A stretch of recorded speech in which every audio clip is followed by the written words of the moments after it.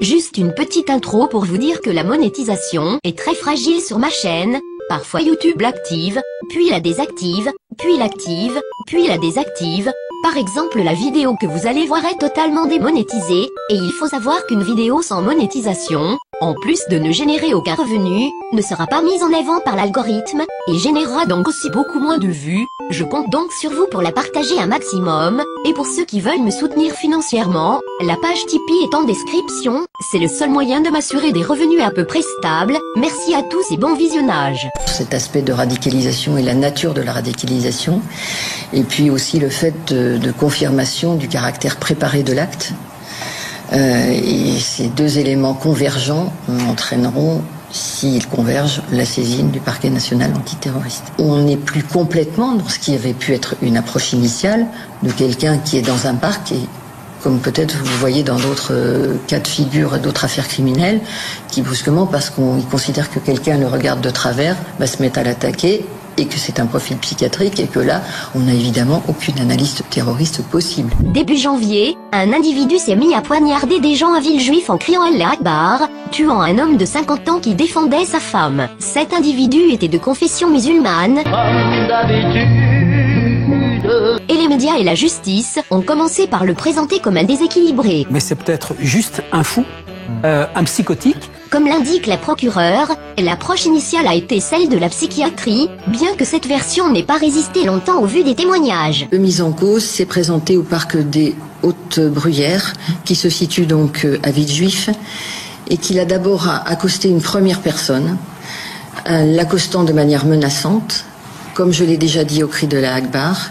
Cette personne a à ce moment-là expliqué qu'il était musulman, l'intéressé a arrêté son geste pour le frapper et lui a demandé de réciter une prière en arabe, ce que l'intéressé a fait, et donc à ce moment-là, l'agresseur s'est détourné de lui et c'est à ce moment-là qu'il s'est attaqué au couple. Comme à Villeurbanne en septembre dernier, et comme au Bataclan il y a quelques années, le terroriste a volontairement épargné les personnes de la même religion que lui. Donc pourquoi continuer à parler de violence aveugle, quand elle est de toute évidence ciblée ? Pourquoi parler d'attaque quand il s'agit de terrorisme ?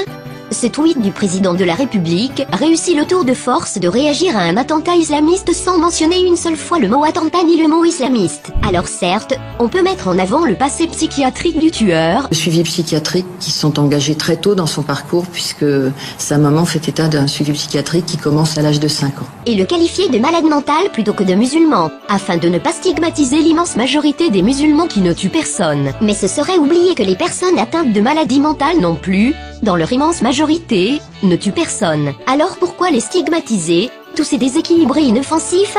De même, si le passif psychiatrique est déterminant, pourquoi ne tombe-t-on jamais sur des malades mentaux chrétiens, juifs, athées ou bouddhistes qui se mettent à égorger des passants dans la rue ? Je dois vous couper la tête. Si l'on considère par exemple les trois sujets suivants, un musulman ayant séjourné à l'HP, un musulman ayant vendu du shit et un musulman employé de préfecture, il ne semble pas que leur point commun soit la psychiatrie. Et pourtant on continue de privilégier un vocabulaire exclusivement médical, par défaut, aussi longtemps qu'on le peut, en évacuant toute dimension religieuse, pour ne pas mettre de l'huile sur le feu, selon l'expression habituelle et pourtant si révélatrice, puisqu'on avoue en disant cela, qu'il existe bel et bien un feu, mais aussi pour ne pas affoler le citoyen lambda, le PNJ, pour le maintenir dans son état de léthargie. On choisit, avec une précaution extrême, une terminologie d'une neutralité presque ridicule vu les circonstances, afin de purger ces actes de toute leur motivation politique, dans le but de rassurer le contribuable. On parle d'actes isolés pour l'empêcher de relier les pièces du puzzle entre elles, pour éviter à tout prix qu'il commence à discerner le tableau dans son ensemble, c'est-à-dire la guerre qui se déroule sous ses yeux et qui ne pourra que s'amplifier. 2 jours après celui de Villejuif, un autre musulman radical a à nouveau tenté de planter des mécréants à Metz, sauf que celui-ci n'a pas eu le temps de faire de victime, parce que la police lui a tiré dessus avant. Et ce gars a été soutenu par les jeunes musulmans présents autour, qui se sont mis à insulter les forces de l'ordre. C'est nous les fous! C'est nous les fous, c'est vous les assassins! C'est vous les assassins! Vous les assassins! C'est vous qui sont comme ça les jeunes! C'est à cause de vous! Là on franchit un cap, les terroristes sont défendus directement par des musulmans lambda, sur les lieux même d'un attentat.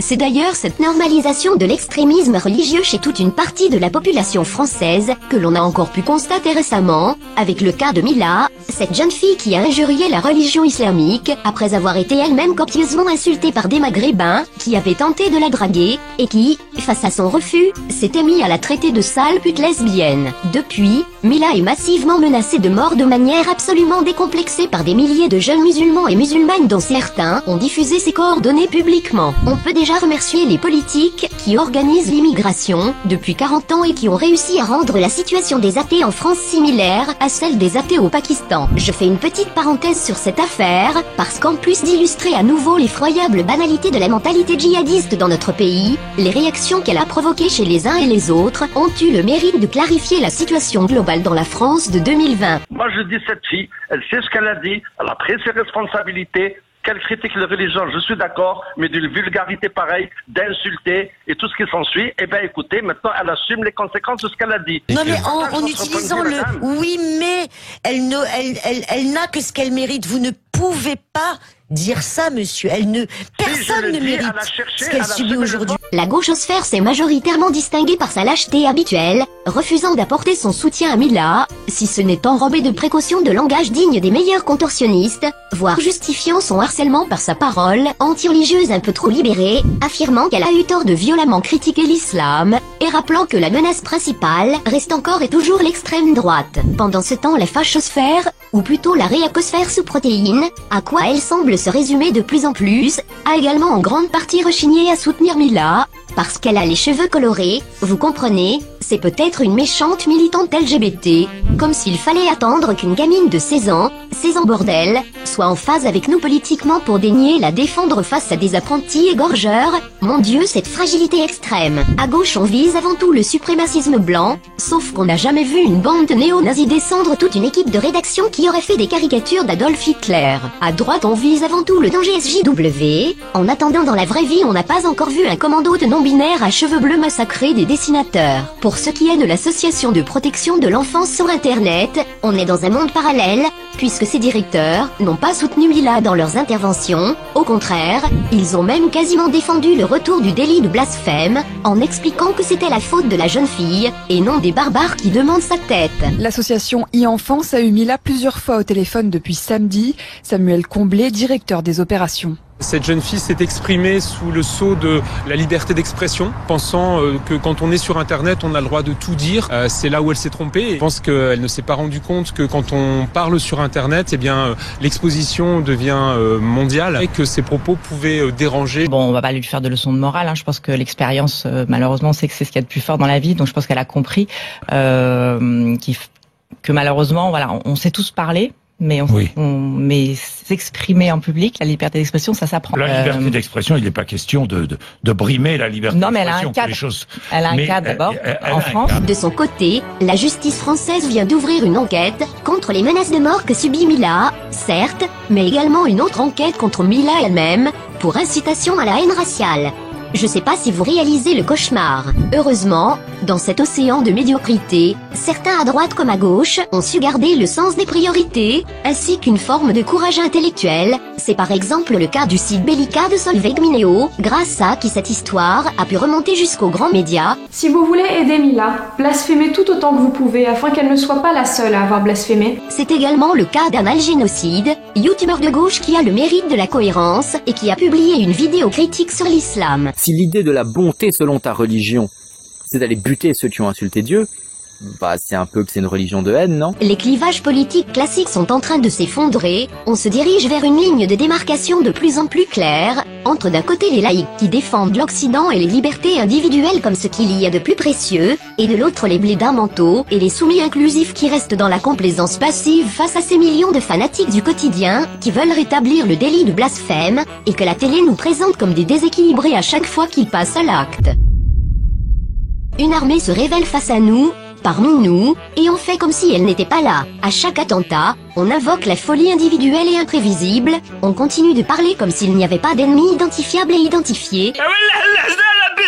Comme s'il s'agissait juste de malchance, comme si ça tombait du ciel et qu'il fallait simplement attendre que l'orage passe. On persiste à noyer le poisson pour que le Français moyen continue gentiment de payer ses factures et d'aller voter, sans voir ce qui est en train de se passer. Car le Français, au fond de lui, garde un profond attachement à la liberté, même endormi, même inconscient, et quand il décide de s'affranchir d'une autorité religieuse, comme ça a été le cas dans son histoire, il n'y va pas de main morte, c'est pour cela qu'il est urgent de le maintenir à l'état inoffensif. Si par malheur il se mettait à comprendre la nature et l'ampleur de ce qui lui arrive, alors il ne serait plus en danger, mais au contraire c'est lui qui deviendrait le danger. Le voici, votre vrai chrétien, tout prêt à tendre notre joug, tout prêt à être crucifié et non à crucifier. Le cœur retourné à la seule pensée de tuer même une mouche.